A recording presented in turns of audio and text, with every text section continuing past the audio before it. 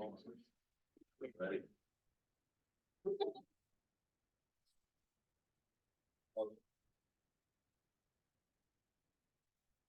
Call to order the March Lititz Borough Council meeting. Mayor. We'll take the invocation and Good pledge. evening, everyone. I'd like to welcome Daryl Hurst from Dove Westgate Church over on 322 to give our invocation this evening.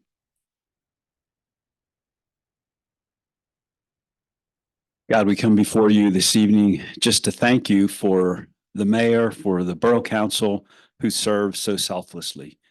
God, I thank you that your word tells us in Romans 13 that each and every civil authority that exists has been instituted by you. And God, we thank you that those you call, you equip.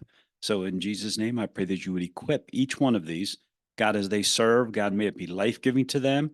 I thank you that as they serve selflessly, you will pour back into their lives much more than they pour out. So I just pray a blessing on each one of those. I pray a blessing upon this borough. God, I thank you for just the beautiful town that it is and the legacy of just healthy and safe living here. And I pray that this would continue to be a place where each and every person who abides here can just experience safety, peace, and security in this borough. So again, we thank you for this body, and we thank you, God, for giving them wisdom, guidance, and direction in all that they are called to administer. And we thank you for all this in Jesus' name. Amen. Thank you, Daryl. Would you please rise for the Pledge of Allegiance? I pledge allegiance to the flag of the United States of America, to the republic which stands one nation under God, indivisible, with liberty and justice.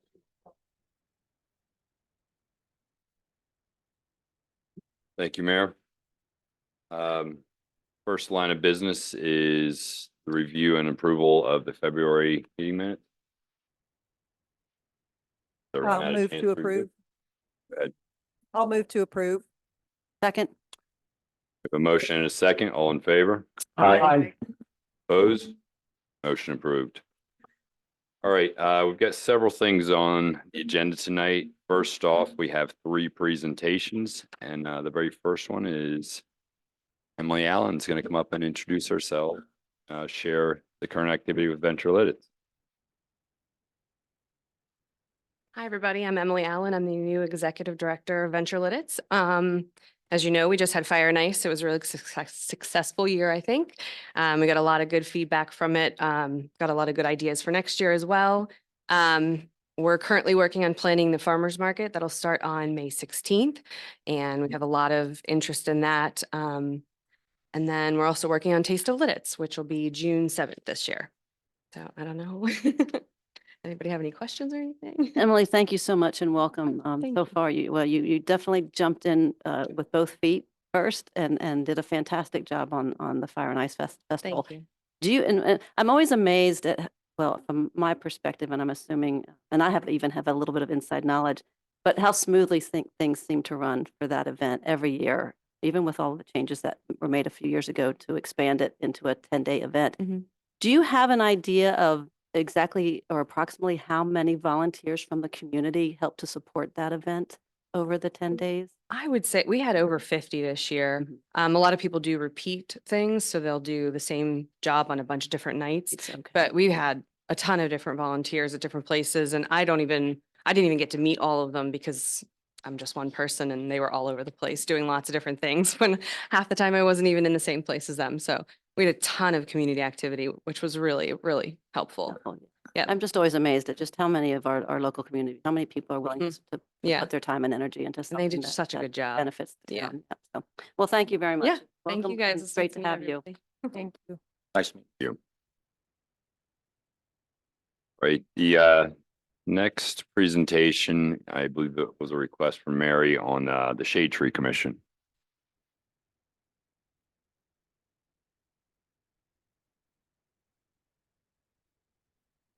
So I'm Jordan Garner. I'm the environmental coordinator for here at the borough.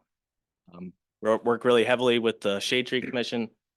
So Mary requested a report on the Shade Tree Commission. So I'm just going to give some background on Shade Tree Commission and what they do throughout the year. Next slide.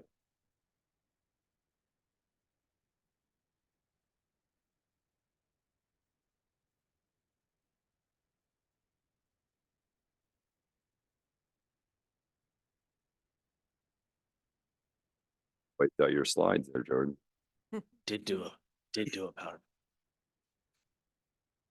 Got a good cover slide there. We'll wait.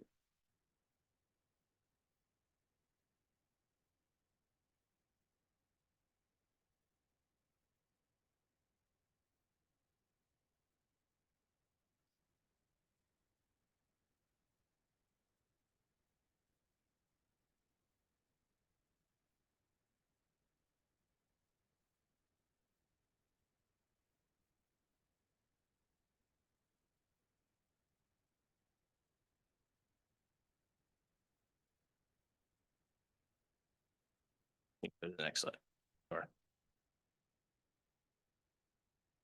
right. So some background on the Shade Tree Commission.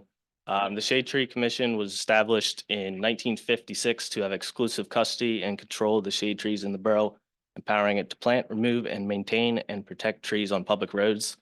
It was not until 2017 where the commission was formally established by Borough Council.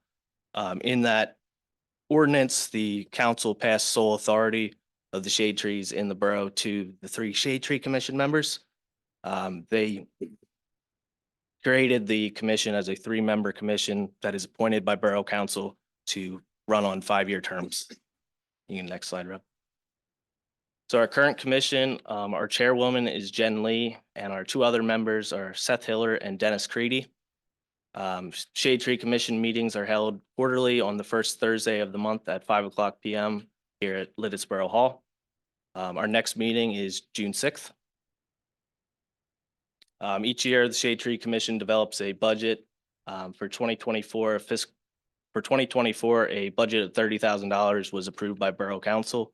Our main project for 2024 is the Spruce Street tree work. This work is going to follow the paving plan. We're going to have removals, new plantings, and replacement plantings. Common expenditures for include tree maintenance and planting reimbursements. Tree maintenance is planting, pruning, and removals. You can go back where it doesn't matter. But reimbursements, the Shade Tree Commission offers a reimbursement program.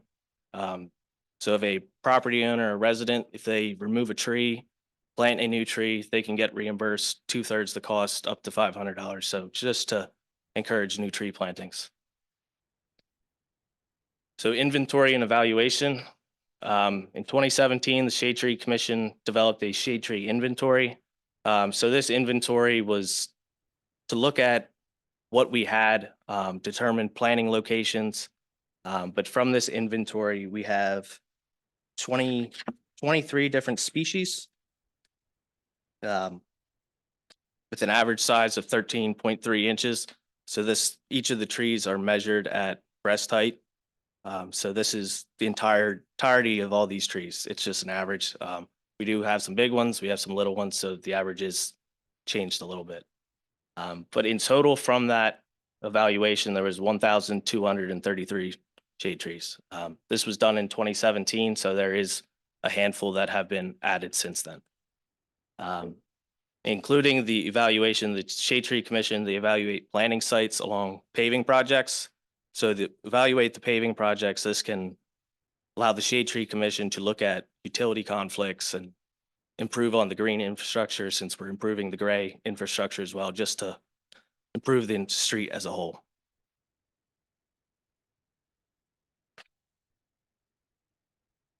So some Shade Tree Commission projects from 2019 to 2023, a total of 67 new trees have been planted. Projects include South Cedar Street, East 2nd Avenue, East New Street, East Main Street, and the East Main Street Silva Cell project. So in this picture here, we have 2. On the left is the 4, and the right is what it is now. But we actually installed these Silva cells. So it's kind of like a crate system that sits underneath the sidewalk to reduce compaction So it allows the root system to expand underneath there to hopefully improve the health of the tree over a long period of time. Question. Does that help with them not lifting the sidewalk? That is a goal of it. Okay. The trees, they're gonna try to come out through any crevice they can to Okay. get up. We have something in the ordinance too with the planning commission. They call it structural soils. Yep. Basically what it does, it avoids the compaction so that the roots can actually grow down where they're supposed to. Obviously, it varies on species, but that's the intent, is that way you can. And the trees can grow. I mean, you don't want to plant a tree and then it just dies. I Right. mean, I hate to say, you down here by the bank on the corner, I think we replanted those trees like 5 different times. They Mm. just continue to replace them every 2 years, so you're just wasting money. But there is an expense with this, and it's not the cheapest thing in the world. So unfortunately, we were only able to do 2 of these when we did this. But with the East Main Street work, it was an opportunity to try these, see how they work. Right. When there's new development, like when Wilbur went in, we had something similar to this, or with the structural soils too, with the street trees out there along Broad. You can go to the next slide, Rob. So 2023 reporting, our capital improvements include the East Main Street tree work and infill plantings. So the East Main Street work was between North Broad Street and North Locust Street. The work included removals, plantings, and replacement trees. A lot of the trees that were declining were the red maples. So we wanted to get those out and put something fresh in. The infill plantings, we evaluated locations that had existing empty tree wells. So we thought this was an opportunity to go in, put trees back where they were supposed to be that were previously removed a while ago. We don't know when they got removed, but we had the space to do it, so we wanted to move forward with that. Our total expenditures last year was $25,117.97. Next slide, Bob. So in addition to capital improvements, we had 9 submitted shade tree permits, 3 submitted reimbursements, and 1 behind the sidewalk document.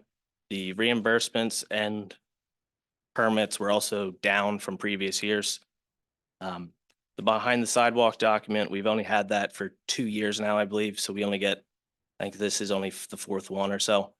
But that document it allows property owners to not just plant a tree between curb and sidewalk. This gives people an opportunity to put it behind the sidewalk, or if they don't even have a grass strip, they can put a tree, have it be considered a borough street tree. So if a resident would like to do this, they would get a request from the Shade Tree Commission, or they request to the Shade Tree Commission. They get a document notarized. We GIS the tree, take it to the recorder of deeds, and have it documented that way so that we can, for future record, have that tree as a street tree. Next. The Tree City USA, Lititz Borough has been recognized as a tree city since 2017. Each February, we submit a application to be recognized again. So our current application is pending approval by the Arbor Day Foundation. Arbor Day is Friday, April 26th. And as part of the presentation today, the Shade Tree Commission is requesting Borough Council to approve an Arbor Day resolution recognizing Arbor Day. This is a requirement of being recognized as a tree city. In the past and this year, we have used the downtown cleanup as the Arbor Day celebration event. So that'll again happen this year. That's all I have. And if you have any questions. Thank you, Jordan. I mean, I say this to a lot of people. I mean, personally, there's many reasons why I love Lititz. I love Lititz because of, one of the many things is the street trees. I mean, I challenge you, anytime you're driving through any other town locally, you don't see that. And I always say, again, from my background, you can see the scalability of a street is much different when it's naked of street trees, or it has street trees. I mean, where you live, it's great. Where you drive down Front Street, imagine that street without the trees. I think it's great what you do. And I remember requesting that inventory years ago just because I was curious. Jordan used to hate getting emails or texts from me. I'd be walking down some street. I'm like, why do we have no trees on XYZ street? And he went out and did that entire inventory so that we could have a better plan to start looking at what areas to focus on. That one picture you had at the beginning, I remember that street. That was something we talked about. What was that, 2011? Is that what I saw in I there? think it was, project was done in 2013, so it's Yeah. been 10 years since that's been. That street looks entirely different after that project was done years ago. Jordan, I have three questions. Yep. To qualify for reimbursement, does the street tree need to be a certain distance from the curb? Is that what I heard you say? There's not a official distance. We try to keep it within 6 to 8 feet. So they're they try to be as lenient as they can to give people as many opportunities as they can. Okay. The second question is, are you familiar with the current status of the Bradford pear tree? Yeah, so that's currently on the invasive list. So that is no longer allowed to be planted in the borough, or it's not supposed to be sold in any nurseries at all. Unfortunately, they break and can have wind damage. So that's when you see one come down or a tree come down, it's a lot of times it is a Bradford We pear. just had one about a month ago. They grow so fast, would break. So the follow-up is a compliment. So I had a friend in the borough lose a Bradford pear tree, and I directed him to the website, and we have an outstanding resource on our website for street trees. It was very detailed and had sizes and pictures, and just gave the resident a lot of options to make a replacement. So nice job. So thank you for your work. I know it's sometimes frustrating to have to deal with this, but I really agree with Steve that this is really helps make Lititz special. How much do we advertise that Lititz has been recognized as a shade, what is it, say, shade tree committee city? Tree city? I wouldn't say it's advertised. We have Tree City USA signs coming in and out of the town. Part of tonight is for hopefully getting approved for the resolution. That's a way to get it out as well. Last year, the Arbor Day Foundation was supposed to attend the downtown cleanup. Unfortunately, last year it got rained out. So each year we do a post on Facebook as well to get it out there as well too. Thank you. I'd just like to see if there's any members of the audience here who would like to question, if that's okay. Have any questions or comments from the audience? Can you come up to the microphone? Sorry. Right to the mic. Speak up to the mic, because there Just so are everybody people online online who can need hear. to be able to hear you as Okay. well, so Okay. thank All right. you. My question was to you. With like talking about like the Bradford pear being an invasive species, are you also going to eliminate sawtooth oak? Because I'm noticing them popping up around town. Not that I'm aware of. I'm not aware of that on the list. All right. Well, I have a little card I can read from. I'm too nervous to just talk. Okay. Can we get your name and address for the record, please? Yes. thank My you. name, who am I talking to? Over here. Oh, hi. Talk to me. Talk to me. My name is Ellen Roth, ROTH. And my address is 206 East 3rd Avenue. Thank you. Okay. And my thing is the sawtooth oak, which I am noticing around town, not prolifically, but I am seeing them. And the thing about the sawtooth oak is it's not a native tree. In addition to it not being a native tree, it is now being considered invasive in a lot of states, because what it does is it escapes the streetscape, like with blue jays and squirrels.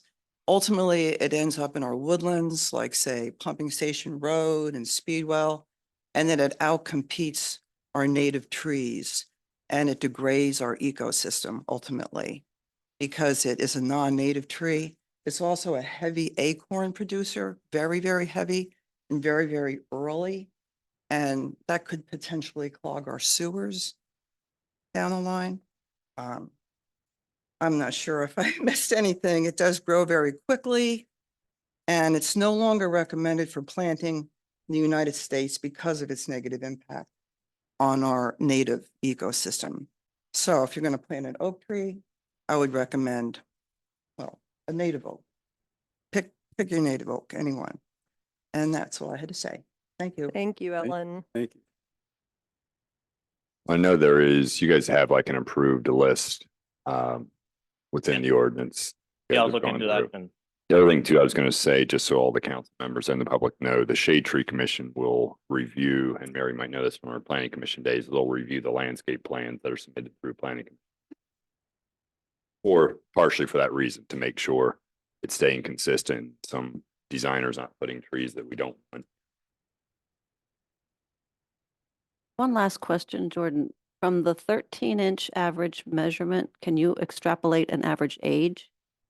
no. No. Okay. No, Okay. with the most part, street trees, they're under a lot of stress. So you could have a really old tree that's only a couple diameters. You put it in a field, this tree could be massive and only a couple years old. Gotcha. Okay. Yeah, different trees. Great grow job. I'd go with different. Different rates. Great job on the ones that you picked though for Main Street. It's so nice to see some early spring color. Those pinkish purple Yeah, we flowers kinda that wanted are to coming up. Yeah. Brighten it up a little bit. Yeah, it looks fantastic. Jordan, I'm specifically interested in the plantings that are planned for Spruce Street. That's the next project that we've got coming up, and there will be a large scale change there along Spruce Street. I understand that there are some residents who are asking to choose a different kind of tree than what's been selected on their behalf. Can you speak to that a little bit? And I know that our chair of the Shade Tree Commission is here tonight, and I just want to recognize you, Jen, and thank you for your service to the Shade Tree Commission. And do you have any other members of the Shade Tree Commission Yeah. here tonight? Dennis, Hi, Dennis. Thank you for your service as well. Yeah, so can you just speak to how you're handling that and whether there are any options if a resident, for instance, wanted to get a larger tree? Could they work with the Shade Tree Commission and somehow get something larger if they wanted to, if they're going to contribute to it? What kind of options are there around that? Yeah, so a handful of people reached out. This point, the plantings are planned for the fall. But the Shade Tree Commission, they'd like to work with these property owners to hopefully get what they would like to see. Okay. Hopefully we can work with Accommodate. everyone and so they can get what they want. Okay, great. So they should reach out to you or you'll be back in touch with them if they. We're Okay. probably once we get to summerish is when we'll really kick into gear of planning for the plantings. But at this point, it's just the removals are the main thing that's going to happen. That'll happen before the paving project to just get everything prepped for fall plantings. That's how, I mean, they've gone through this multiple years, and just to share with some of the new members, that's usually how they go through. It's a back and forth because there's some folks that don't want a tree, and Right. obviously got to go through those conversations also. It's like having a baby. You have to take care of them. And I also just want to kudos to the borough for continuing to provide the reimbursement for people. It's made it possible for me to replace my Bradford pear, which I took down many years ago, completely changed the front look of my house. Jen came out and helped me decide what kind of tree to put there, and I'm very happy with it and appreciated the financial assistance with doing that. So if you don't know about the permit or the reimbursement, go to the website. I hear it's very good. So thank you, Jordan, for your Yep. presentation, and thank you again to the Shade Tree Commission for your service. Thank you, Jordan. Third presentation, Mike, I'm assuming you're doing that. I don't see Dwayne here. good evening. Not a problem. This is what I do. I respond to emergencies. So, all right. Well, Rob's pulling that up. Mike Smith, Deputy Fire Commissioner, Warwick Emergency Services Commission, otherwise known as WESC. I've been paying attention the past couple months. Thank you for that. Yep. So I'm just here tonight. I'll keep this quick. Tanea did get to see a much lengthier presentation at the beginning of February. We do, as for those who don't know, there is an Emergency Services Commission that has a full board. Lititz Borough Council has one rep on that board, and we do report regularly on these details throughout the year. But what I'll do tonight for you guys, just to keep you up to speed, is a real quick year-end review from 2023.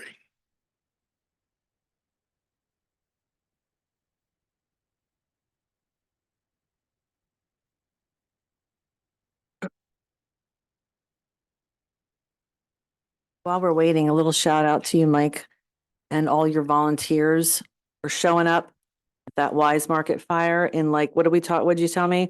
From the 5 call? minutes. 5 minutes, boom.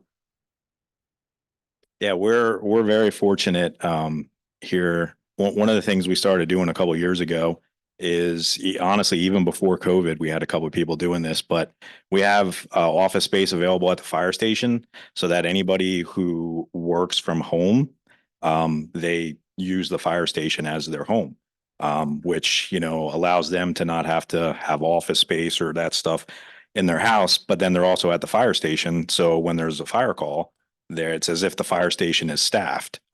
We're out the door pretty quickly. So yeah, the day of the Wise Markets fire, the first rig that went out the door had 5 people on it. 4 of them were at the fire station already. And the 5th one came from Bombergers. So it was very quick.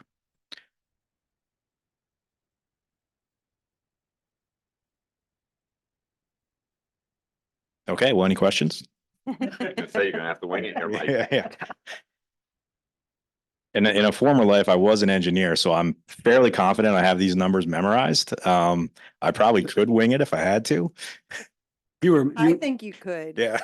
Just to comment, you were talking about the people that were at the fire station, the effort to keep volunteers active in the community. So you have people to respond is awesome. So that was one example. You might want to let the people know the other examples of how you have worked at keeping volunteers motivated and engaged. Yeah, I mean, that's definitely a huge part of what we do. What WESC does, supporting the volunteer fire companies. I mean, a main part of the mission of WESC is to make sure, number one, that we are delivering effective and efficient service in an emergency, but number two, to maintain that volunteer system to be able to do that for as long as possible. And so, yeah, I mean, we do lots of little things that eventually over time cumulatively add up. And I mean, it's as simple as we have training every Monday night at 6:30. And so at 5:30 on every Monday night, there's pizza in the kitchen. And it's, if you want to come for pizza, great. If you don't, no big deal. Training will be at 6:30. You can eat before or you don't have to.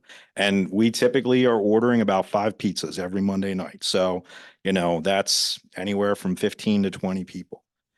We have every weekend there, again, these are volunteers, but there is a crew of 3 people on duty every weekend from 6 p.m. on Friday night to 6 p.m. on Sunday night. So for that 48-hour period, there's an officer, a driver, and a firefighter. So if every other volunteer firefighter was unavailable because they went fishing, they're at a soccer game, they whatever, there's at least 3 people available and on duty. And so for that being on duty, they get $100 stipend. We call it a stipend because we can't pay them because they're volunteers. And that is their meal money or their gas money or whatever. We try to encourage the guys to, because you're being committed, take your family out to dinner next week but we can't force them to do that. But those are the types of things that we look to do to try to give them a reason to want to make sure that they continue volunteering. So, but okay, we good to go? All right, I'll make this quick, I promise. So 2023 year in review, next slide. So fire statistics, you guys, it's real easy. We obviously, WESC serves 3 municipalities, Lititz Borough, Warwick Township, and Elizabeth Township. Lititz Borough is super simple for us because you guys have 1 fire company and 1 ambulance association. You're the only one of our municipalities like that. So last year, Lititz Fire Company responded to 403 incidents, and that's pretty significant. I mean, obviously that number is very high. I mean, I average more than 1 a day. And I can tell you that of the other fire companies that are in Wesk, the next closest had 160 calls last year. So Lititz is definitely by far the busiest fire company. You can see the numbers there. Lititz Borough accounted for 150 of those calls, and that number is actually down a little bit from what we've seen the trend.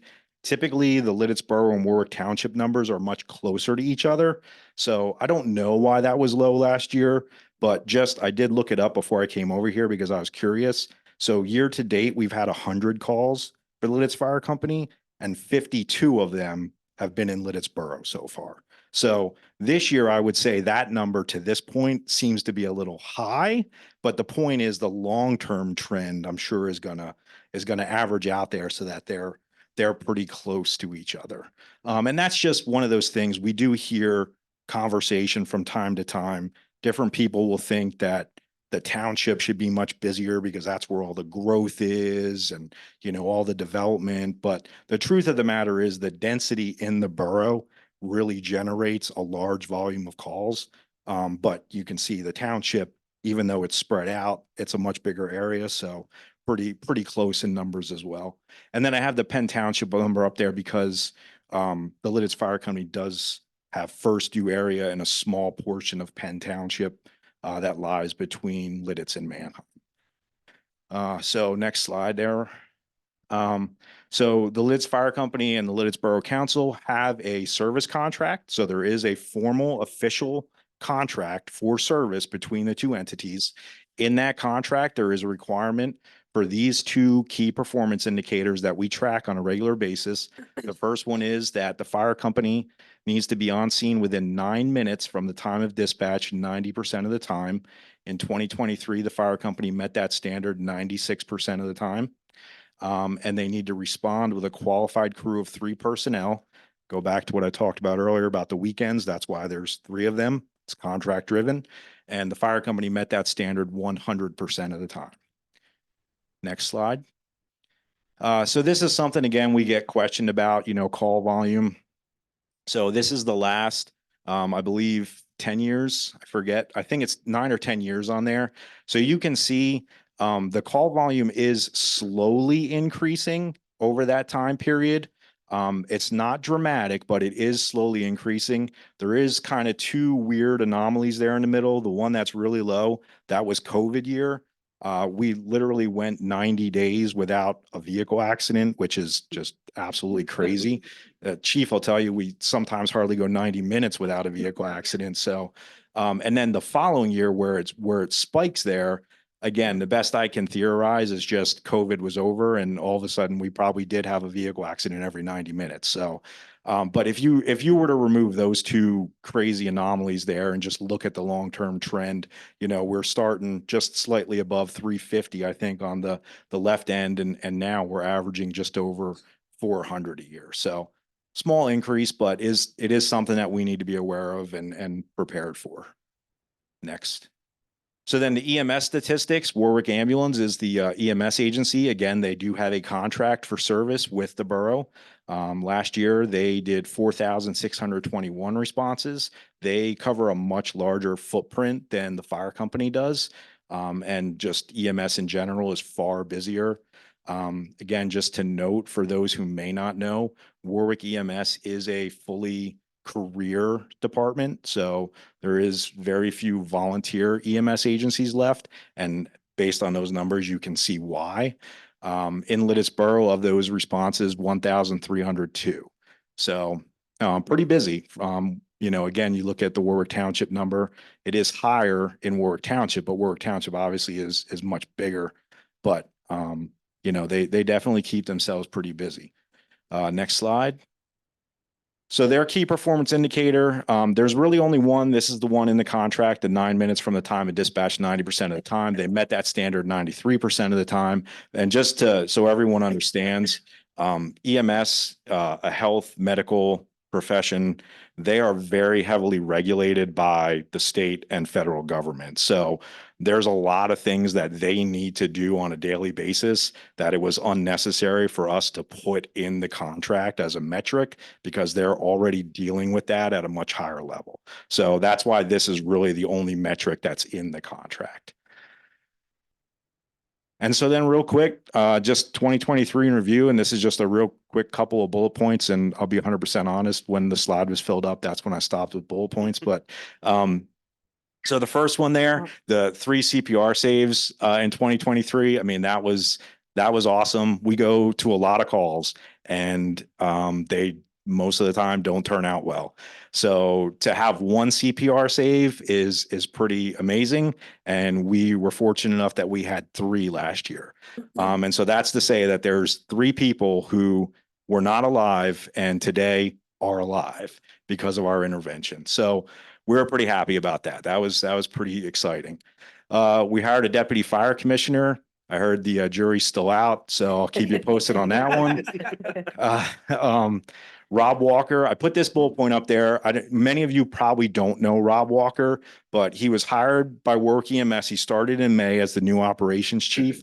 And that's an important point because Rob, just in the 6 to 7 months that he's been on board, he has really done some pretty impressive things with Warwick EMS. It's been great. I think Chief Nye would agree. Our working relationship with them has improved dramatically. The service, just the different things that they're doing in the community. So I wanted to make a point of recognizing Rob because he has done a fantastic job. Some of the members on council know we worked through last year a couple months worth of, I put on there updated the borough's burning ordinance, but quite honestly, I think probably a better way to phrase it is we modernized the borough's burning ordinance. You know, we made it fit with where it really needed to be for today, and the way that people are living today. So I think that was good, and I think that's worked out well. I think, yeah, Detective Sergeant Detz is back there. He then put together a great informational piece that's available to the residents of the borough so they know what they're allowed to do and not allowed to do. The enhanced special events response planning, been working with Chief Nye. Basically, all of the special event and activity permits that you guys issue, we now do an informational piece for all the emergency services so that for every one of those events, they know the details, the expectations, what's happening. And that's something that's a direct result of me being on staff and having the time to be able to do that. But we work very closely together with the police department and with the EMS folks and put those plans together. Fire safety education, the borough has the majority of the schools in the school district. So we do a lot of work with the schools and the kids there. And then going back to the question that Jerry asked about, keeping the volunteers, this isn't affecting the borough per se, but WESC was a huge leader in getting the county to do a tax credit very similar to what you guys have already been doing for a couple of years. So now that is also happening at the county level. So, and again, that was mostly Dwayne, Fire Commissioner Ober. He was a huge part of that. So, but that's what I got. Not as exciting as trees, but or stormwater. Yeah. Like for both the ambulance and the fire, what's the significance of 9 minutes? So that it was in the contracts before I started, but I believe that it stems from a National Fire Protection Association. I believe they have a set standard for that. I don't know which one of the codes it comes from, but I believe that's where it originates. Unique number. I didn't know. Yeah. Why 9? Mike, I wasn't aware of the countywide tax credit. That's significant. Yeah. That's actually, and you said WESC was instrumental in getting that. Oh yeah, absolutely. established Yep. for- Yeah. So Dwayne, Chief Scott Little from Manheim Township, and Chief Daryl Kaiser from New Holland, Garden Spot Fire Rescue. Those 3 individuals led the charge. They put this all together. They met with the county commissioners, and they got this. So currently the borough does a $200. The county of Lancaster is doing $150, but that was because they honestly weren't. They needed to feel it out. So the hope is that we will be able to escalate that one at the county level. We're really hoping that we can get somewhere to the neighborhood of 50% off of the county, tax for those volunteers. That is awesome. Yeah. Kudos to y'all for Any other questions? Any questions from the public for Mike? Thank you, Mike, Okay. and Thank thank you, you for guys. everything you do. Thanks. Let that deputy commissioner know that we're keeping an eye on him too, okay? All right, moving on, we have no ordinances and we have two resolutions and Mary's going to take the lead on both of these. All right, thank you, Mr. President. I'd like to first offer resolution number 985, a resolution to celebrate Arbor Day in the borough of Lititz. Whereas in 1872, J. Sterling Morton proposed to the Nebraska Board of Agriculture that a special day be set aside for the planting of trees. And whereas this holiday called Arbor Day was first observed with the planting of more than 1 million trees in Nebraska. And whereas Arbor Day is now observed throughout the nation and the world and is typically observed in Pennsylvania on the last Friday in April. Now therefore be it resolved by the Council of the Borough of Lititz, Lancaster County, Commonwealth of Pennsylvania, does hereby proclaim April 26, 2024 as Arbor Day in the Borough of Lititz. We urge all residents to celebrate Arbor Day and to support the efforts to protect our trees and natural environments. In recognition of this day, the borough encourages all residents and visitors to take part in a borough-wide cleanup with a focus on our street trees on April 27th, 2024, duly presented and hopefully to be adopted if we get a second on this day, March 2024 by the Borough Council. Second. Got a motion and a second, all in favor? Aye. Opposed? Motion approved. Mary, this is something we do every year to designate an Arbor Day every year. Do you know how many years Lititz has done it, this resolution? We've done it since 2017 when we started looking at the Tree City USA. Okay, great, thank you. All right, Mary, Okay, second resolution of the night, resolution number 985, a resolution to support the application for a National Fish and Wildlife Foundation small watershed grant to construct the Lititz Springs Park Regional Stormwater Facility. Whereas the Borough of Lititz has been planning for the development of a regional stormwater facility north of the rec center for years. And whereas the borough has successfully completed a previous National Fish and Wildlife Foundation planning grant for the design of the regional facility. And whereas the borough recently committed to construct the regional facility in exchange for right-of-way from Lititz Springs Park.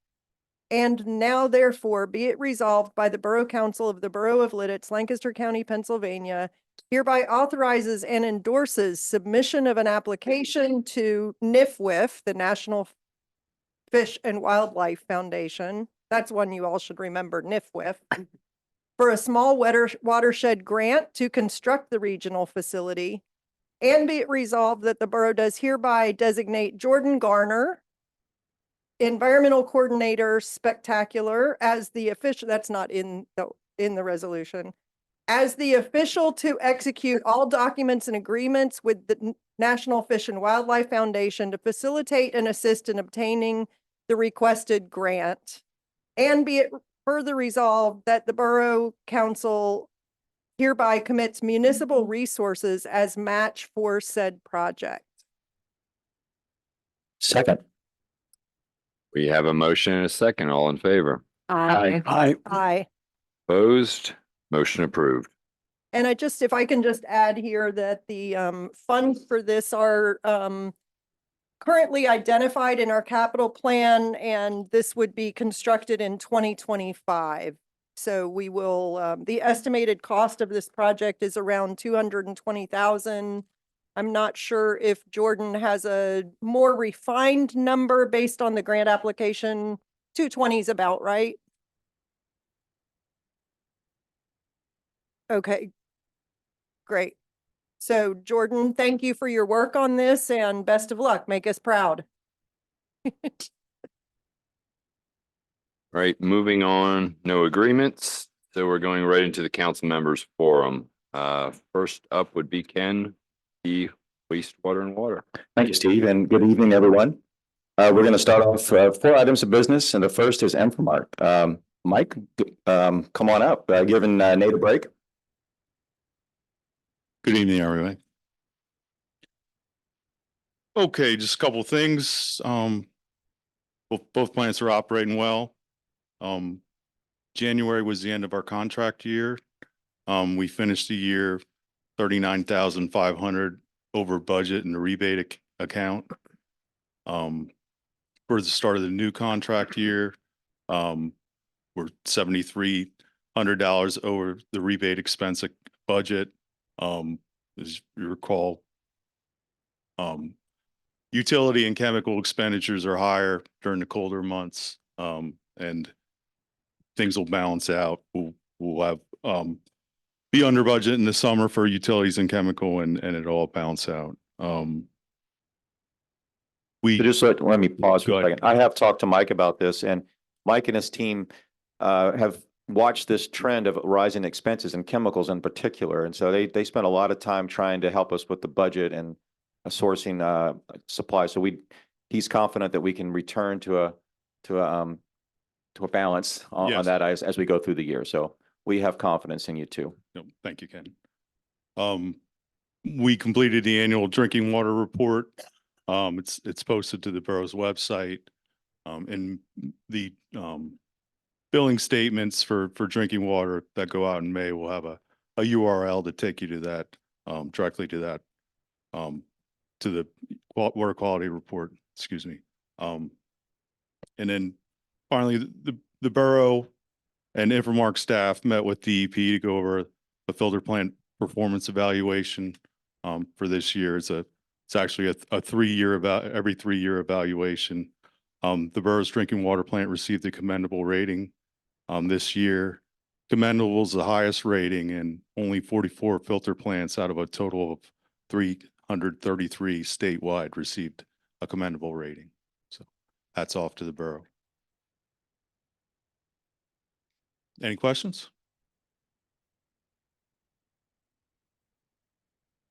No further questions. Thank you for coming. Thank you. Council, I'd like to make a motion to approve the February Infomark report for the Lititz Borough water treatment and wastewater facilities. Second. We have a motion and a second. All in favor? Aye. Aye. Opposed? Motion approved.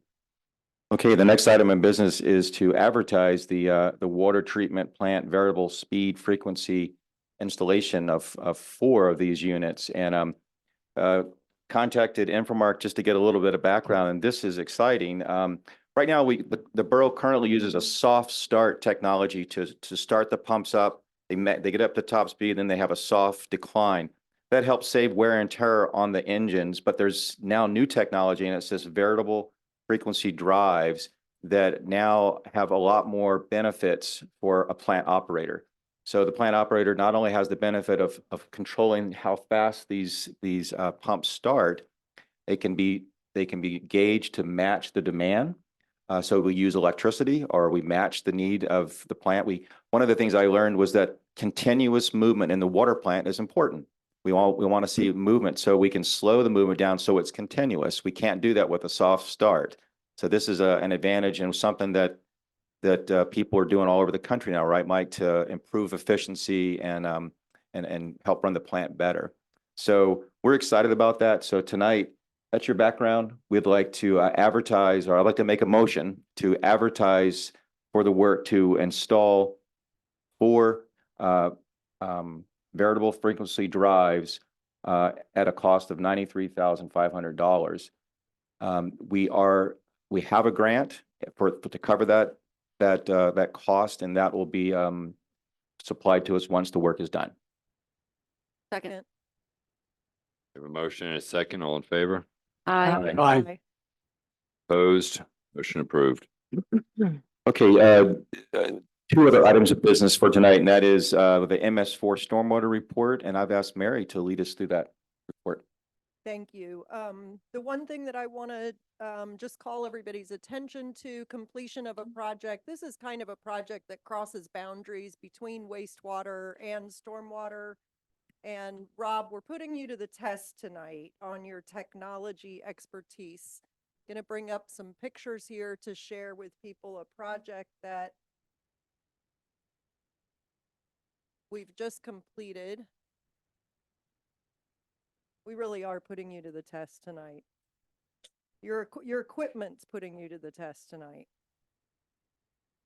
Can I call a friend?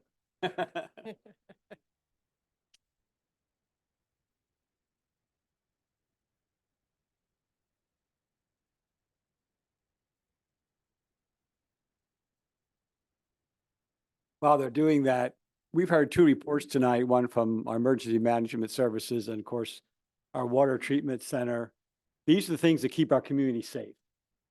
And it's doesn't happen automatically. It happens by intentionality. So it's great that we have people focused on these particular health and safety issues that make our community a safe place.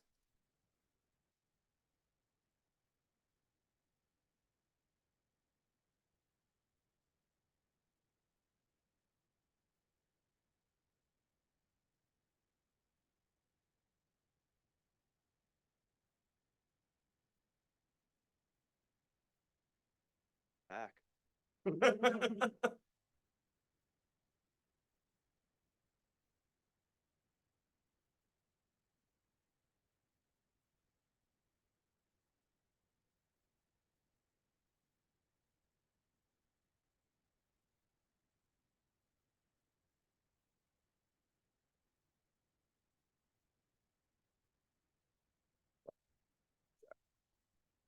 Why don't you? Let's give the guys some support there, let them work on it. Let me go ahead and do some reporting on another meeting that we had, and we'll come back to Mary. This report falls under the Water Sewer Committee. We meet monthly, and we met on March 20th on Wednesday, and I'm going to go right back to Mary. Okay, so I just want to call people's attention to a project.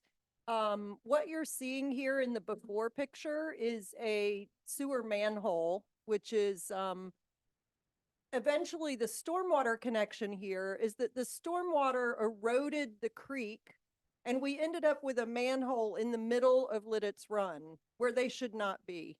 This is down kind of near the beginning of the rail trail, I think, behind the car wash, out on the east end of town.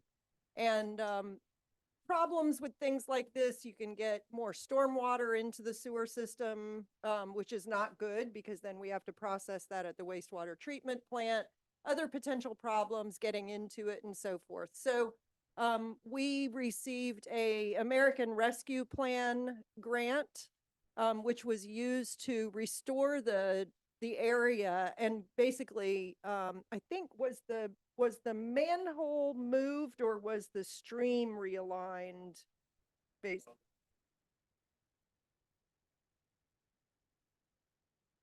Okay, so they filled in between the bank and the manhole with dirt, basically restoring the area. So just wanted to call people's attention to the kinds of things that we are continuously having to deal with in terms of keeping our infrastructure functioning in the borough, and successful completion of the project as shown here in the after picture on the left. Cost again was roughly $100,000, paid for with the American Rescue Plan or ARPA funding, and done in cooperation with Warwick Township and the Conservation District. So just sharing that project for the good of the cause tonight. One other benefit that making this fix that's important is that we reduce any infiltration into the interceptor that then runs through the wastewater plant. You don't want extra water going through there, right, Mike? So it's a good move in a lot of ways. Okay, thank you for the MS4 report and that exciting news for the manhole, attaching it back to land. So on the sewer and water plant, a couple of things I'd like to share. The team is actively engaged in many maintenance projects. That's keeping the plant working efficiently. We did have a resident call in about water quality, and so the borough and our experts with Infomark have been able to answer that person's questions. I would like to call to everybody's attention that the 2023 annual drinking water report is now published, and it's on the front page of the Lititz Borough website. So you can look through there and see some of the good good data that's been collected over the last year. Final thing is that we reported that a home on 24 East Orange Street had a meter issue that has now been resolved. Rob and the team have been able to work with the new owner. They'll put a lockbox on so that meter issue can be resolved, and we can start our paving project on Raspberry Lane, which was going to be affected if we didn't get that resolved. The next water sewer meeting is April 17th at 1 p.m. and the Lititz Borough Authority will meet on April 25th. All are invited. Thank you, Steve. Thank you, Ken. All right, moving on to the streets and traffic, Danae. Okay.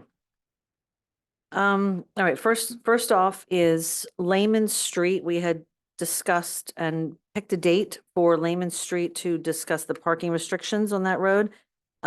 We're scheduled for April 21st, which is a Sunday at 1 o'clock in the afternoon. And letters are going to be going out probably this week, I'd say. Tomorrow. Tomorrow. All right, to residents of that street to invite them to the meeting. Second one on the list here is UGI work. So UGI is requesting permission to dig at the intersection of South Locust and East Second Avenue. So they're requesting permission because this road is bonded until 2027, which I had no idea what that meant. So I asked, and Rob told me that there's an ordinance that says once a road is paved, it cannot be reopened for a period of 5 years. Is that right, Rob? What I'm saying? Okay. So this is not, according to UGI, is not communicated. This is an emergency repair or will affect any property owners with natural gas. So the Public Works looked this over and is recommending to not approve this request for 2 reasons. Number one, I already talked about, the road is bonded. Public Works makes great effort to communicate this paving plan in advance to UGI, and these types of situations can be avoided. And also in 2022, UGI made a similar request to the borough for New Street. It was approved, and the caveat was that UGI had to repave all of New Street from curb to curb, and that would ensure the entire area of the borough paved earlier in the same year would be repaved properly. What happened is they did it close to the end of 2022 and used lesser quality materials. So we have issues there, and we're afraid, I'm assuming that the Public Works is afraid we're going to repeat itself. So if, you know, one thing happens, if we do deny this, again, it's not an emergency of any effect, we can put it off until 2027. Most likely then that 5-year period will be up and UGI will submit to dig once that bond has expired. But again, then we have several years down the road too. We want to discuss? Go back to the original purpose and the request for their dig is to do what? Let me go to their email that came from them directly. It said that they would, it's part of an infrastructure improvement project. We are looking to retire an existing regulator station and tie-in to the existing main at the intersection of South Locust and East Avenue, Second Avenue. I understand it has been recently paved, but they want to run this by us. Would the borough permit us to work in that intersection? And they've responded that it's not an emergency issue. So what's the, I guess the question I would just want to know, what's the benefit of this improvement? Think you can answer any of that, Rob? Yeah, Steve, I think it's just quite simply to upgrade their infrastructure. They want to retire an old piece. It probably is a pain for them and they want to get rid of it, I would assume. And we've gone back to them and asked them if they can wait until. I asked them if it was an emergency or if anybody was out of service, and then they responded that it was an emergency and no one's out of service. Okay. It very well, you know, the next 3 or 4 years, it could turn into an emergency and they're going to have to dig and do it. And, you know, they still pay for the permit. They still pay for restoration. It's really just that, you know, that whole East New Avenue was rough on us. I remember when that happened. Yeah. It was, we had paved it and it was like 2 weeks later, they ripped it up. Yeah. And that's basically an entire block. I mean, curb to curb, and I forget what the cross streets were, but it was a big job. No, I agree. It makes sense. I just want to make sure we're asking all the questions to make sure we understand that we don't deny something and then it's deteriorated, it's on its last legs, and then we have a bigger issue in a couple of years from now. Yeah, I think I mean, this came from an engineer. I think he's just trying to plan out projects and oops, I think I forgot one and, trying to come back in and do it. That's what I honestly think. And we did ask them, hey, could it wait? How many more years did we say? Well, 2027. I did not ask him if it could wait to 2027. I mean, but they're aware of our bonding period. I can certainly follow up with them with any questions just to get it in writing. if I would you'd just like. rather you have it in writing that an engineer says, yeah, it's Sure. they'll last till 2027. Yeah, I could do that. Thank you. All right, then we'll talk about that one next time. Okay. All right, on to some special permits. I have one here for Lititz Lions Parade for July 4th. Starting at 12 to set up and lasting till 2 o'clock. This is put on by the Lititz Lions Club. And the parade will start at 1 o'clock in the afternoon. And there was going to be 10 event staff needed. I'd like to make a motion to approve the Lititz Lions Patriotic Parade for July 4th. Second. Motion and a second, all in favor? Aye. Aye. Opposed? Motion approved. Okay, next up is Taste of Lititz. That is put on by Venture Lititz. It's going to be on June 7th of 2024, running from 5 in the evening till 9 o'clock. There will be Main Street will be the road will be closed between 3 and 10 p.m. There'll be music performances and food will be sold by the local restaurants.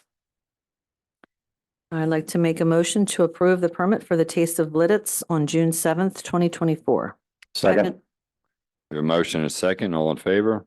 Aye. Aye. Opposed? Motion approved.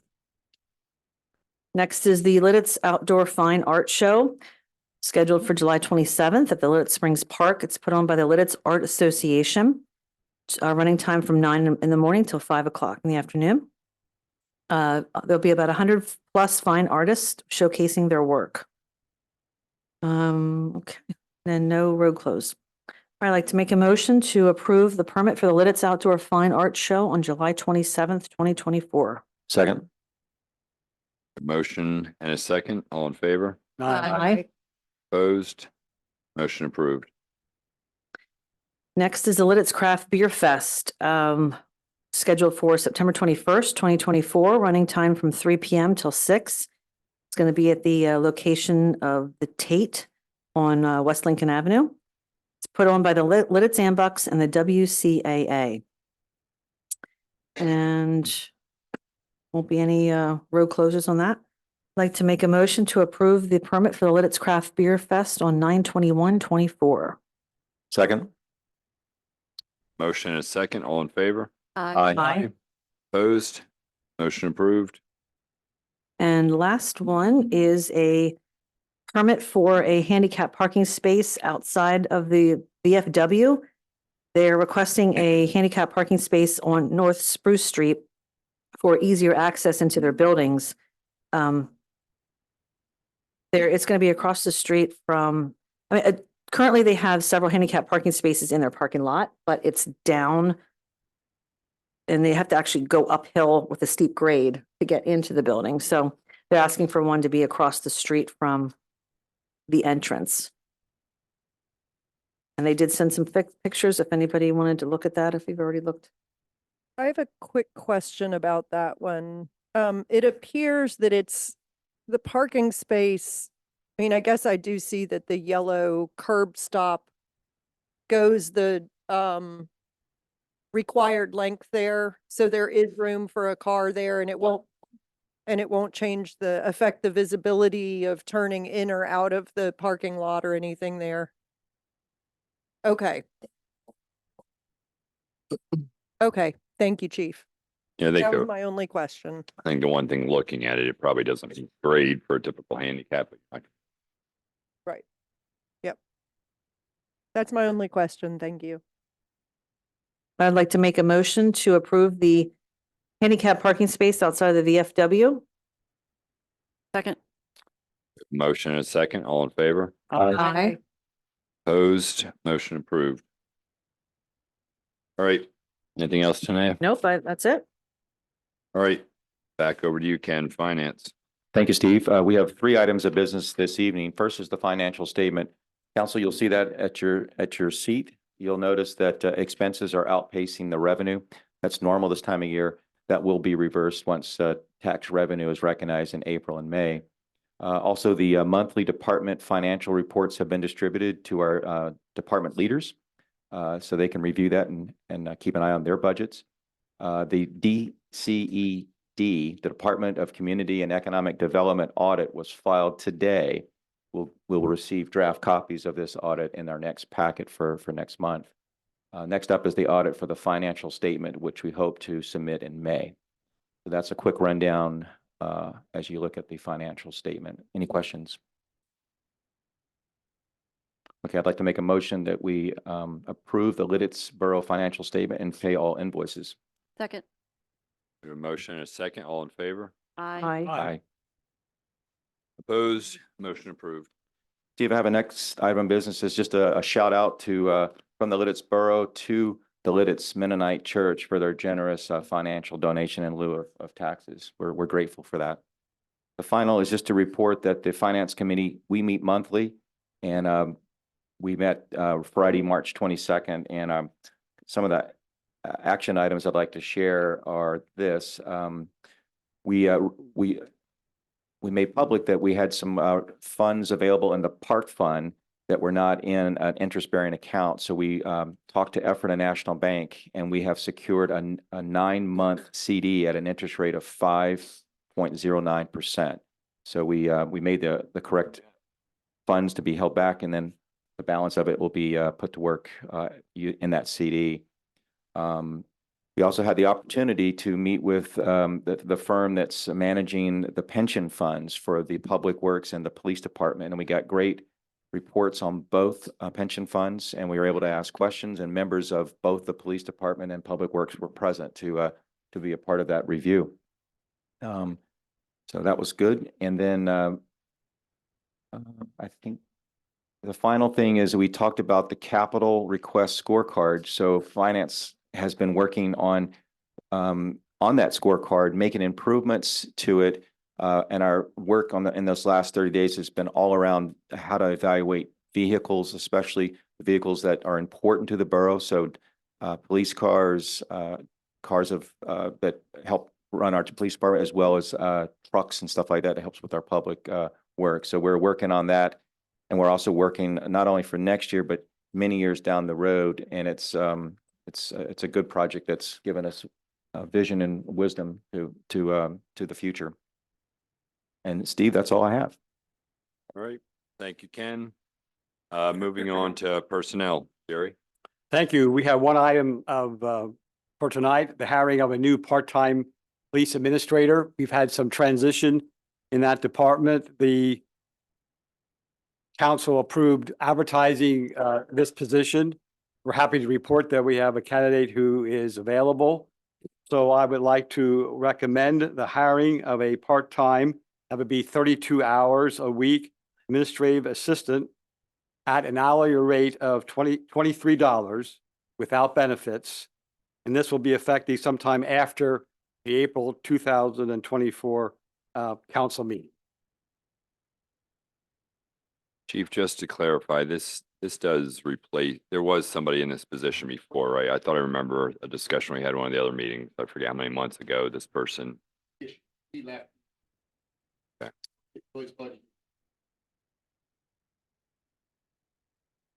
That's what I thought I remember when we went through the budget. So it's not a new position, it's replacing someone. I'll second that motion. Got a motion and a second. All in favor?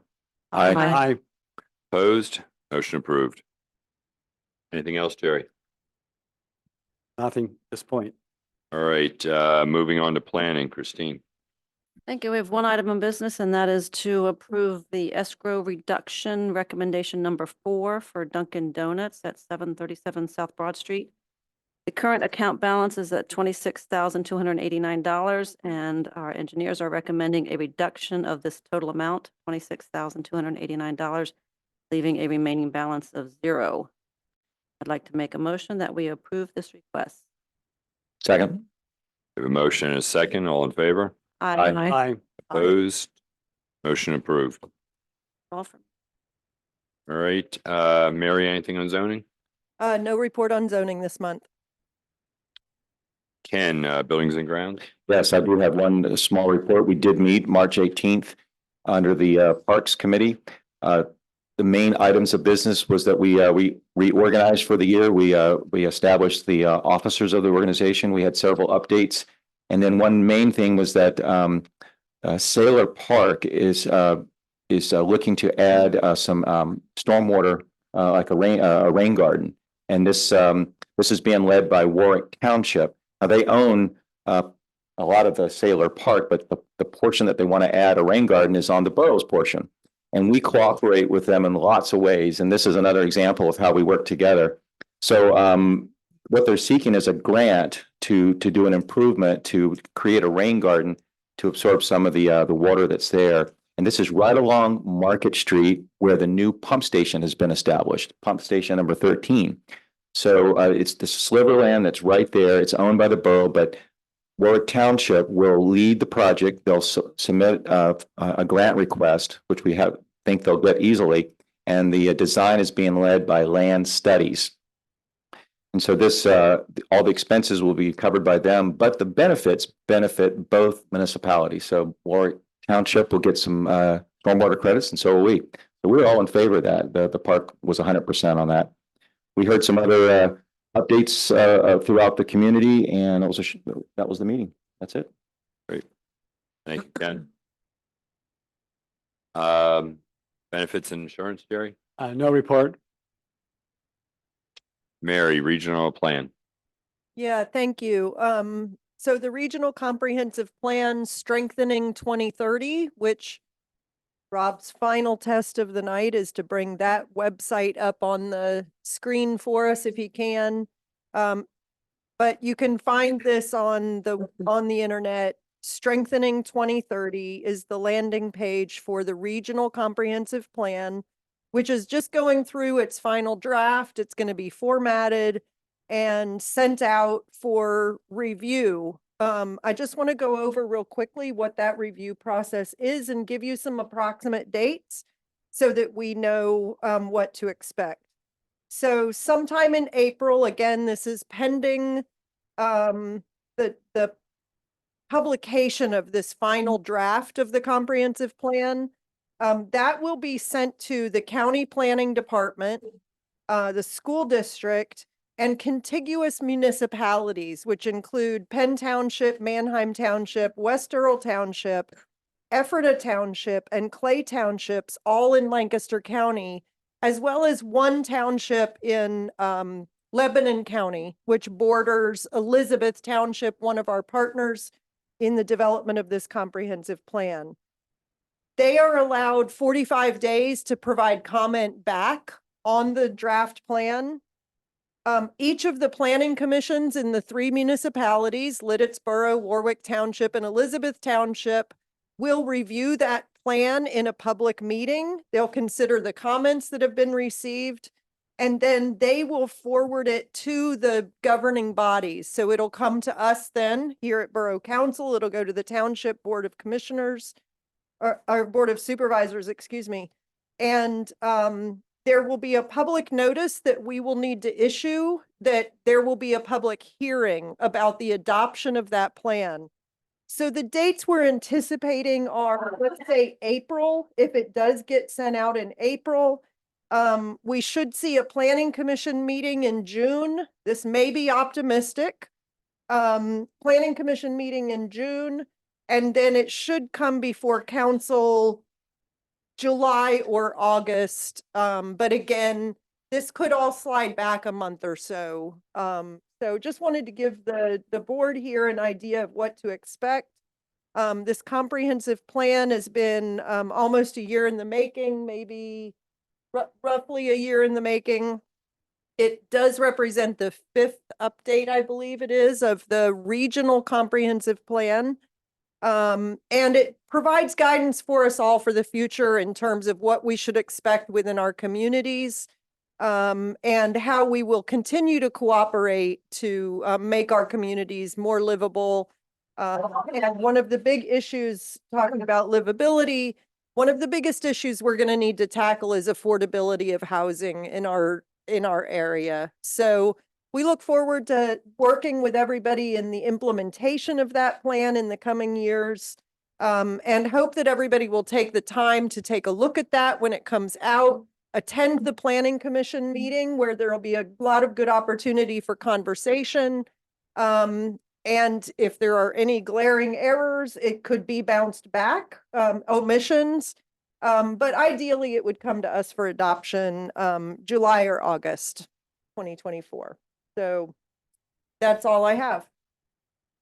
Thank you, I'm Mary. happy to answer any questions if anybody has. Here, public. All right, thank you, Mary. You're welcome. All right, moving on to the report from the borough engineer. I don't see Scott here, but you all have a copy of his report. Any questions? Report by the mayor. Yeah, I spoke to the Warwick High School Civics Club on March 7th on local government, and I used that occasion also to recruit for a junior council person for next year. I will continue to work on that.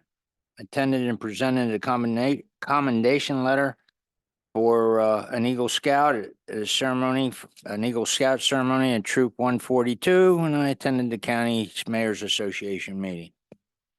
That's it. Chief? Report by the managing directors. Elijah, anything further on your report? Just a couple of highlights.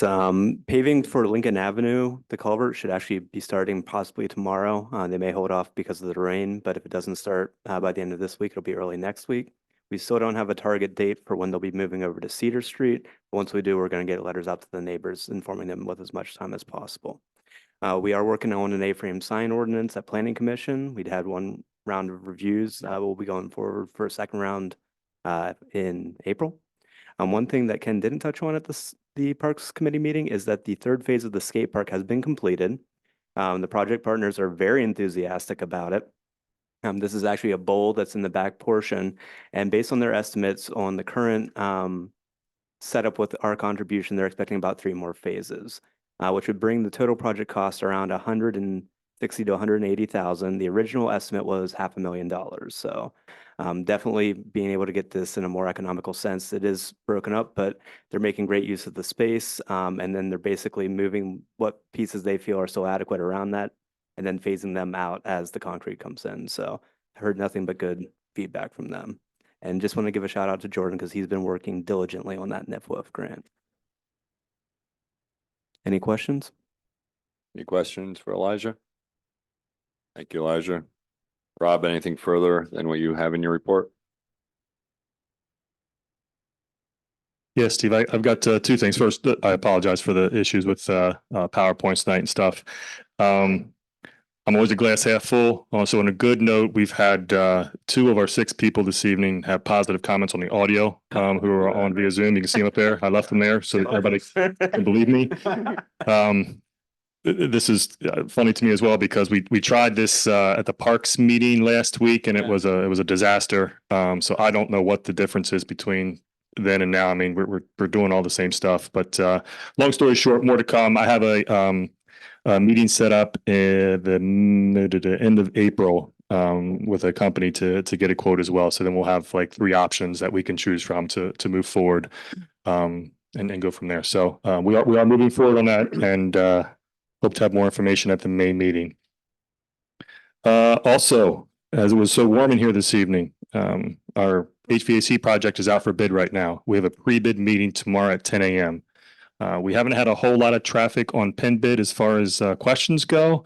And my assumption is most people are going to come tomorrow to answer those or have those questions for me. So once again, more to come at the April meeting. We are looking to have bids at the May meeting for approval. Billmaster server.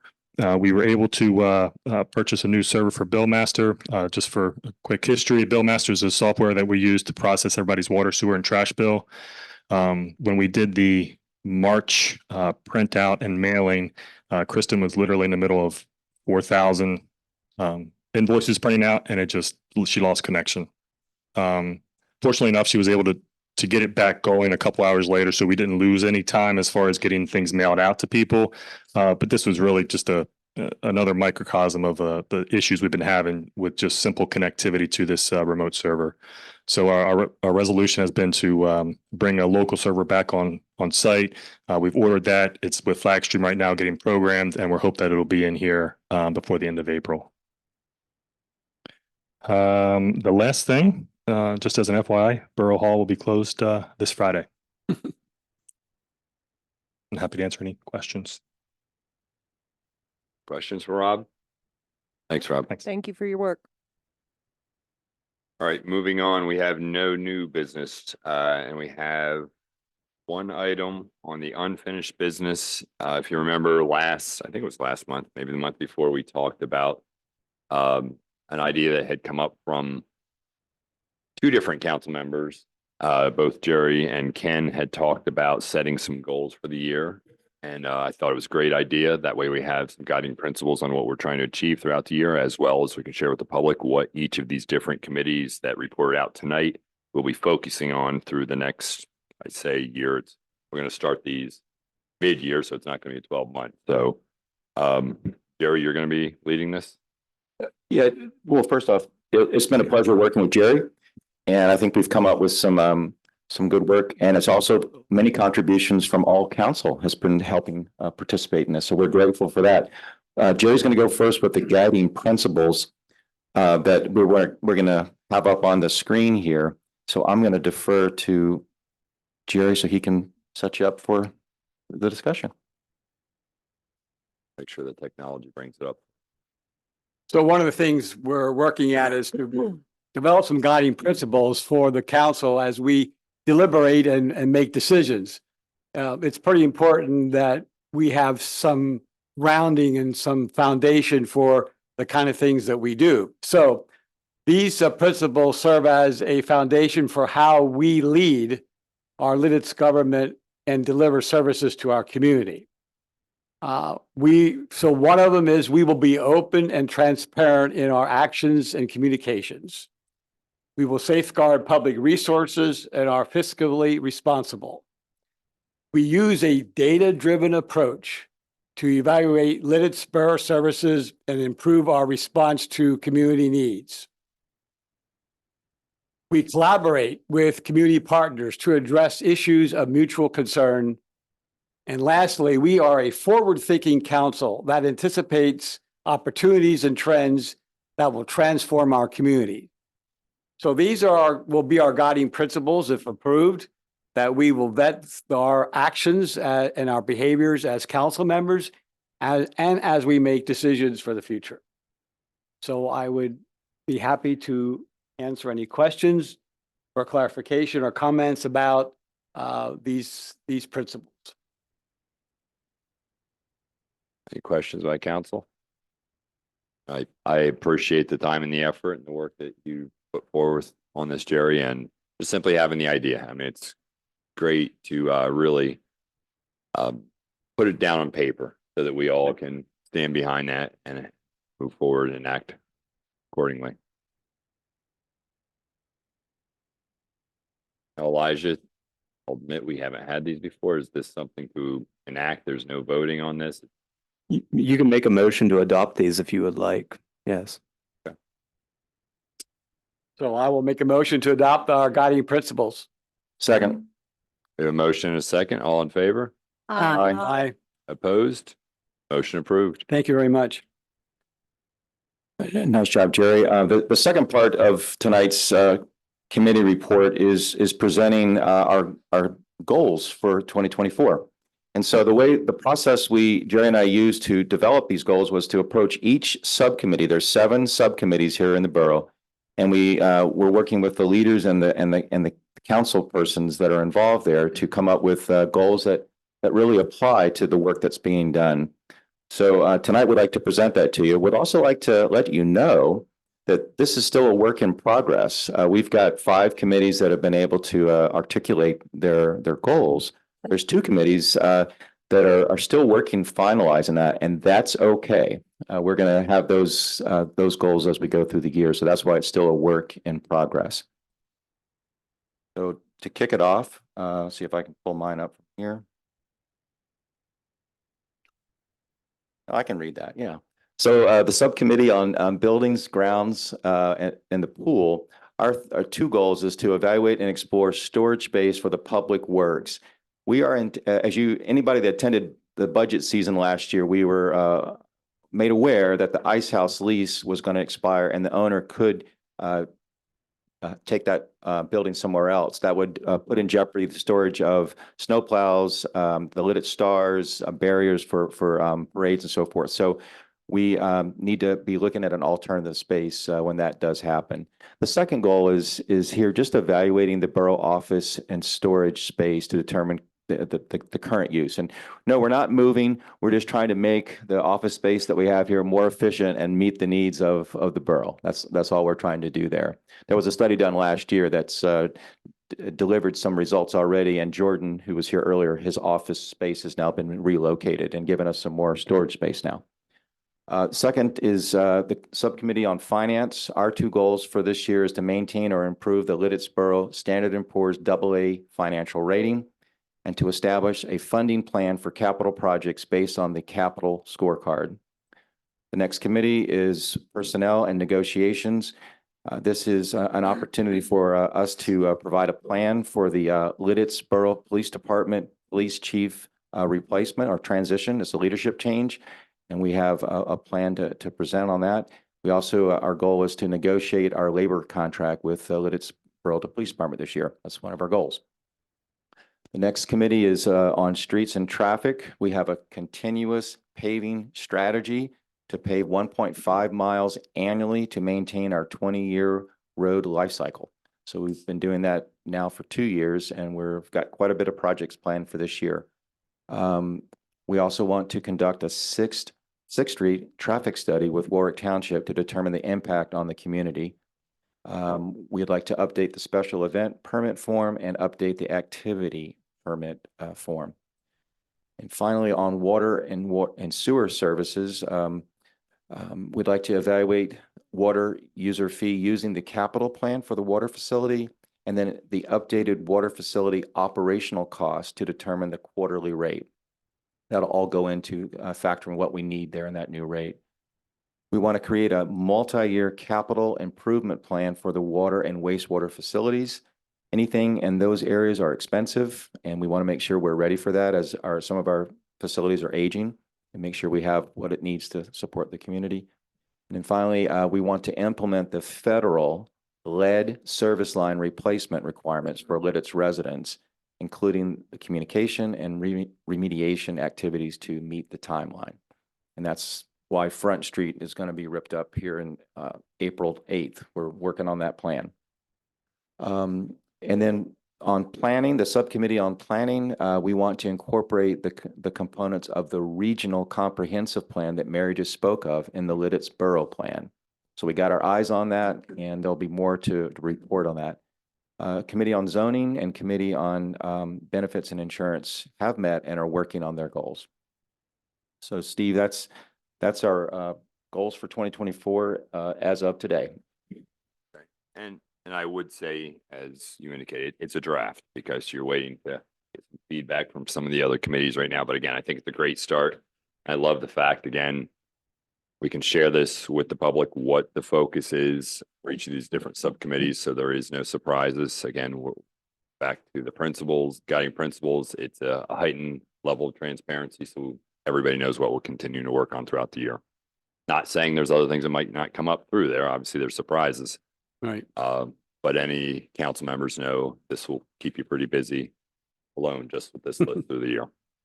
And just one thing to note under the subcommittee on personnel and negotiations, the public works contract is also up for renewal this year. Yeah, I wanted to add yeah, that. Thank you. that on Yeah, there. so we should add that to Public Works. Well,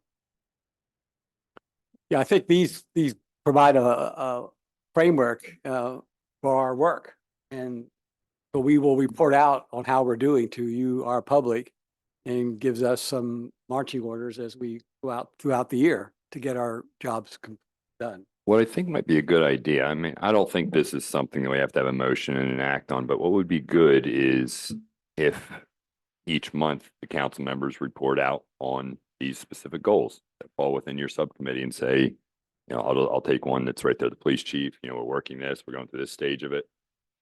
That way we're keeping the public informed as to how we're making, there might be no report a month, might be no activity in those goals, but work with Elijah and Rob to figure out, you know, maybe it's something we have on the agenda on the website somehow, so you guys know each month, report out. Steve, that's a great idea. Jerry and I did talk about that, and we're gonna work on sort of a format or an outline to help with those reporting opportunities. Steve, I also just want to acknowledge that the staff here has grown considerably since I first began engaged with the borough through my work at the Planning Commission and subsequent to that coming in as a resident and participating in issues of concern to me. And we rely very heavily on this capable staff that we have. And as a council member, it's important for me to remember where my lane is and to also remember where the lane is of our capable staff. And I really appreciate these goals because I think what it does is it shows us where those points of intersection are for us, because the committee meetings include staff. They're not just council members sitting there talking amongst ourselves. And so I really hope that staff will always feel welcome to speak with us openly and honestly about what can be accomplished and what needs to be accomplished and what might need to be considered in terms of our goals for the year. And I'm sure all of you who have already set your goals have had those conversations. And I look forward to getting together with our zoning and code staff and talking with them about goals for the year and so forth. So anyway, I just want to acknowledge the staff and all of the work that you do. And you're our day-to-day champions here. And I just appreciate you all. And I hope you'll pass that down the chain. Well, Jerry and Ken, staff was involved in the ones that have been developed so far, right? Absolutely. Okay. All right. Any other questions? Again, I think this is a great start. We'll fill in the blanks on some of these others, but I would say let's collectively figure out a way that each council member reports out on those committees each month. I don't want to throw all this on here. And again, there's no need to report out on something if there is no activity, but I want to have some way that's a check for each of you that we go through and see if we're making progress. Ideally, at the end of the year, there's more of them checked off. All right. Any other questions on the goals? Public, any questions on the goals? David, come on up.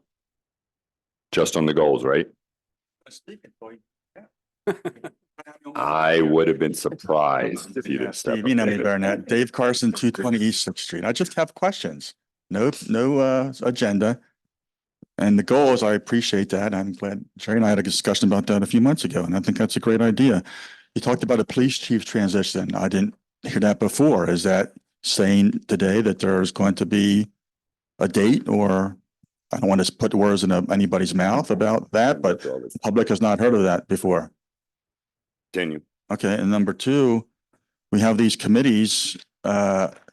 Is there any way to include any kind of public participation at the committee level by appointing borough residents that don't have a vote?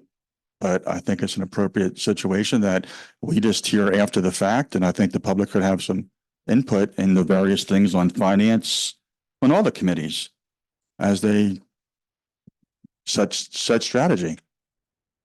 Okay. It's only 1 minute, Steve. You've got two more. if you want to keep- No. reserve your time. I'm reserving my time. I'm just asking questions. So that's all I'm here for. Thank you for those questions. Okay. We appreciate it Thank very you. much. Thank you. All right. Thank you. So with the police chief transition, yes, we are looking support a police chief transition sometime in 2025. We're working with the police chief right now and identifying specific dates around that. We already have a plan in process to work through that transition. You'll be hearing more about that in upcoming council meetings. I would simply say on the public involvement committees, I'm looking at a good number of these are public committees involved in these. So, all right, thank you. Reserve my time. I have 2 minutes. I just have a follow-up question to Jerry or just a comment. Yes. Sure. Last question, David. Okay. Well, you didn't really answer the question about the committee. Are you going to talk about participation of public or are you just going to say? Did I just answer that, guys? What was the answer? I think Christie, the committee meetings are, I believe, open.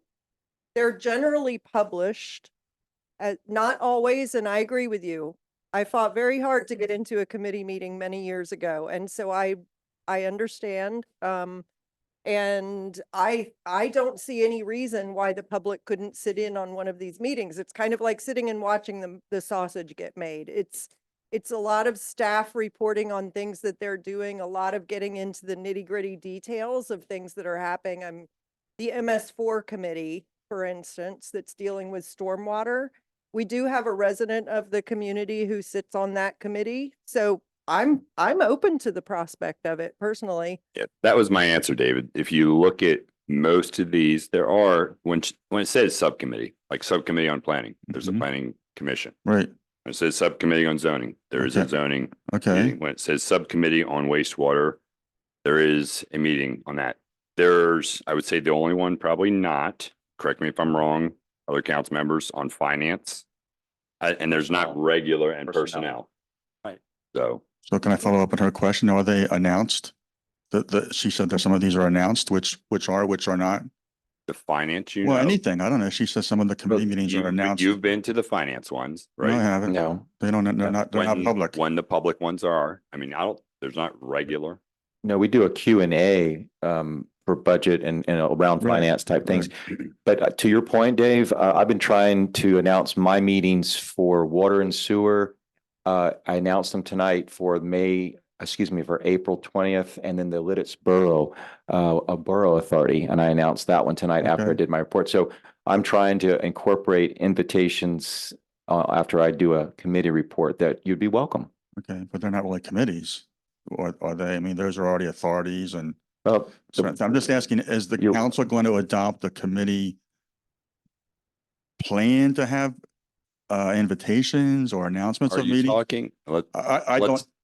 The question, David, hold on a Let's second. look at It's- finance. Hold on one second. It's going all over the place. So on council, on planning commission, water sewer, Mhm. we've talked about, those are publicly, and Okay. I think it's something Jerry has even talked about, and I believe it might have been on your goal there to try to find better ways to communicate. There's a vacancy on this council, this committee, this group. So we're working on that. Okay. Regarding the finance and other things, I mean, as Ken shared, we have those, he announces when they are. I would welcome any one of the council members if it's I would say not a regular public, like the water sewer, the zoning, the planning. You guys want to open that up? I'm fine. I would say like the ones on like personnel, there isn't really a regular personnel committee. I think, Yeah, go ahead. So, Dave, I don't know if you remember at the first meeting, I actually asked Elijah to put together an inventory for me and other members. What are all of our boards, commissions, authorities, subcommittees? My head was spinning. And I also think it's important that for each of those subcommittees, we have a clear understanding of what the purpose and function of that committee is. The reason the zoning subcommittee hasn't met, which is the one that I was assigned to, is that the zoning hearing board is a public meeting and the zoning hearing board is an autonomous body. I don't see a lot of value to me going to their meeting and then coming back and telling you all what happened at that public meeting that anybody could have gone to. the value that I see is in working with our staff who are working on zoning and code issues and so forth. So one of the things that I'm looking at is what we've done in the past, does it make sense for the future? And trying to figure out how that might be tweaked. And I think that, I mean, this is month 3 for me being on the board here. You know, I'm trying to be patient and look at how things are functioning now, and then bringing in recommendations about how we might change them. And I appreciate you raising this because I do think that there is great value to having the opportunity for residents to participate in some of this work that we're doing, whether it's an appointment to an official, the Planning Commission or the Zoning Hearing Board or the Civil Service Commission or different bodies that are official appointments. And then there's the subcommittees. And so I'm still trying to wrap my arms around it. Elijah's been doing a lot of work on trying to pull it together. You know, when were appointments made? When do they need to be renewed? That kind of thing. So I would ask that you be patient, give us and I would suggest that this also be another goal of council, is to really reevaluate how we are functioning and whether our committee structure functions effectively for the organization as it exists now. Because we have, as I said earlier, there's a lot of staff here who's doing a lot of the day work that council used to do, because we had one borough manager who also functioned as the secretary and a zoning officer. We didn't have the staff. So now that we do, I would like us to look at that as a goal to see how we need to kind of become more efficient and effective and using the principles that Jerry shared. So I would ask that you be patient. I'm just asking about what Yeah, movement towards there. yep. And That's Steve, my response. last thing, I think I have some minute left. I don't know. That was a good 5 minutes. She took the 5 minutes, not me. I thought it was 2 minutes and 9 seconds. So one thing I want to clarify, just so all the public is aware, I'll just take item E where it says subcommittee report on planning. There isn't a subcommittee that reports, the Planning Commission. So it's the terminology in the report. There is no subcommittee on planning. Really just an opportunity for, in that case, Chris to report out on the activity from the Planning Commission. All right. Okay, now I'm going to preface my comments that I'm not against the police. I saw the latest record. Are we in public comment or Yeah. are we still in? Well, you tell me, whatever you want to be. We were on the goals. This was questions about. Well, that's part of the goals. I think it's part of the goals. I just heard tonight that. All right, so there's gonna be- you've got 1 minute, David. Plus, okay, 1 minute, police chief transition. I'm not against the police, so no more Carson's wants to eliminate the police department nonsense. My question would be, if there's going to be a transition with the police chief, I would ask you to look at, again, I'm for the police, I love the police, the total cost of what the police force would be. I'm not against any police officers. We're paying $675,000 more than Lititz or Warwick Township. I would ask that you consider, is there ways that we can address that? Not suggesting anything specifically about mergers or reductions or anything, just asking that that could be considered in conjunction with the transition. Okay, Thank you. all right, thank you. Any other public comment?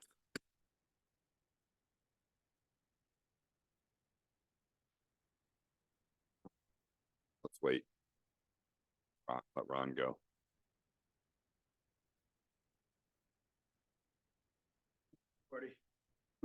Good evening, Ron. Yeah, I'm here about,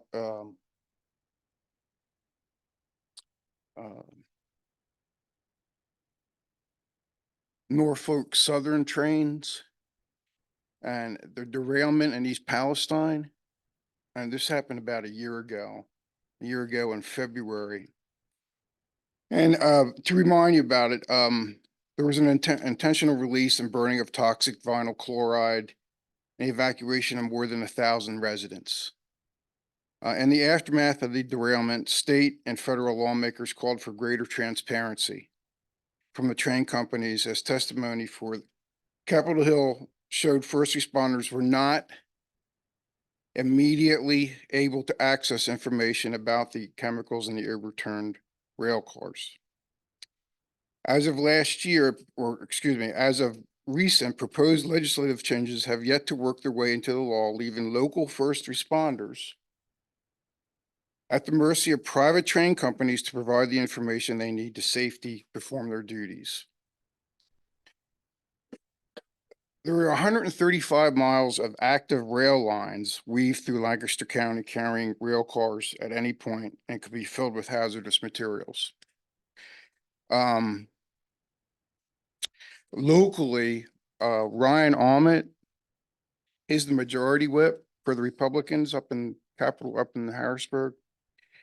And I took the liberty of calling Ryan Ahmet and I talked to a Miss Tina. And I asked Miss Tina, I said, well, what's going on? It's been a year. What are they doing? And she said, well, they're making amendments, Ronnie. They keep on making amendments. And I said, Miss Tina, it's been a year. And she said, well, they put placards on these trains. And I said, Miss Tina, how the hell are they going to look at a placard if it's on in a train wreck? You mean to tell me we can't have these guys? We can't have a database to let these guys know what the heck they're going to come into? We can't do that. We give them badges. We award them for service and things like that. So why can't we let these guys know about what's going on? So to make a long story short, I'm hoping with the help of other first responders, if they could put or call other people, particularly Ryan Ahmet, and the other Republicans that are in there involved are Keith Griner, David Zimmerman, and Tom Jones. They're on this committee and they've done nothing. So I guess what I'm asking, or what I'm requesting, is make people aware of what's, I'm sorry, did I go over that time? Go ahead and finish, Ron. I guess what I'm asking is if something could be done, if we could put pressure on those politicians to give these guys a heads up of what they're going into. And I don't think we're asking much for that. Anyway, that's why I'm here. And I have copies. Steve, you can distribute them. Okay.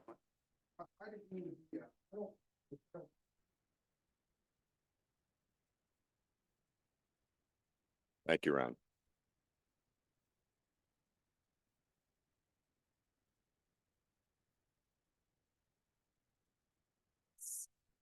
May I ask a question real Yeah. quickly? Is it, you're talking about Norfolk Southern, which basically is coming in to serve Kenview now, correct? Yeah, they come every day, ma'am, Yes, to Johnson and Johnson. yeah. And thank God, I think Mr. Yurick's working with Norfolk Southern. Maybe we can get less rail lines for Norfolk Southern coming through there, but coming into Johnson and Johnson every day. And we don't know what's on those tanks. Well, I'm not sure that statement's true. I do believe that they have to file reports of what chemicals are used on the grounds, and they have to provide those reports to the emergency service responders. You guys get them? You guys get them? Yeah. Yep. Yep, it's a federal requirement that if you have hazardous materials on site, you have to report those. And the Kenview you could probably find it through Kenview, what materials are being brought into that facility. It's not like something like a fracking where there are unknown kinds of chemicals, but they're known chemicals. And they do have to report those, and they are public records. So are you saying? Talk about this more afterwards if you'd like. Okay. Yep. Thank you. Thank you, Mary. Any other public comment? Oh, go ahead.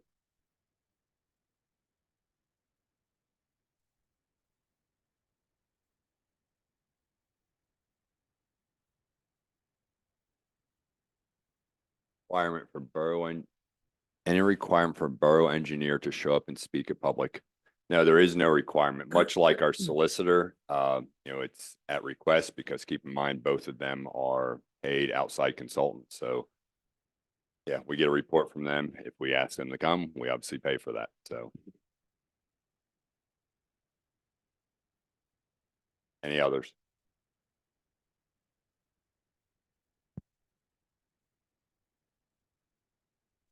All right. No other questions? One last item on the agenda. Mary, or you're looking at me like you have something else? Petitions court, did we do correspondence? Oh, I'm kind of lost track of we where kind of we- rolled into the public comments after David's questions on the goals. Okay, as the liaison to our public library, I just want to call members' attention and let the public know a save the date has been established by the Lititz Public Library of Sunday, June 23rd for a 25th birthday celebration for our Lititz Public Library. And there will be more information forthcoming on that. I believe they'll be here next month to do a presentation, but just wanted to bring that to everybody's attention. It was in our correspondence. And congratulations to the library on 25 years. Makes me feel old. And that's 25 years at their new location. their new Yeah, they've been in location. town much longer than that, but Yes. yeah. Yes. And I believe Ryan's coming next month to report. Elijah and I were juggling some things around. There was multiple requests for presentations Yep. this month. Agreed to move till April. Thank you. That's all. All right. Any other? Okay. Item number 13 on your agenda. I'd like to make a motion to adjourn. Second. We have a motion and a second. All in favor? Aye. Aye. Opposed? We are adjourned.